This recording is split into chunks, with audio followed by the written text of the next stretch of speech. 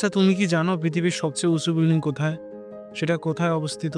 সেটা হলো Burj Khalifa, যা মাথা উঁচু করে দাঁড়িয়ে আছে দুবাই শহরের বুকে। এই বিল্ডিংটির উচ্চতা 828 মিটার, মানে আকাশ ছুঁয়ে ফেলার মতো।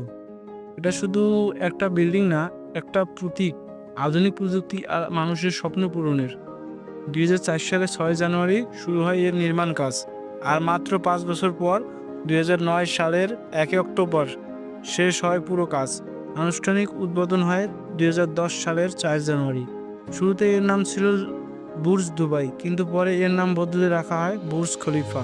সংযুক্ত আরব আমিরাতের প্রাক্তন প্রেসিডেন্ট খলিফা বিন জায়েদ আল নাহিয়ানের নামে এই নামকরণ করা হয়। এই বিশাল বিল্ডিংয়ে রয়েছে 900টির মতো অ্যাপার্টমেন্ট ও স্টুডিও, যেখানে একসাথে 35,000-এর বেশি মানুষ থাকতে পারবে। 123 তলায় লাইব্রেরি, যা বই প্রেমীদের জন্য এক স্বর্গ। অ্যাটমসফিয়ার রেস্তোরাঁ, এক সময় পৃথিবীর সবচেয়ে উঁচু রেস্তোরাঁ ছিল এটি।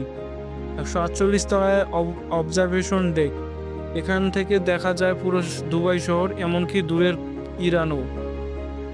1 থেকে 8 তলায় আরমানি হোটেল, 160টি ঘর, স্পা, জিম, লাইব্রেরি আর সুইমিং পুল সহ।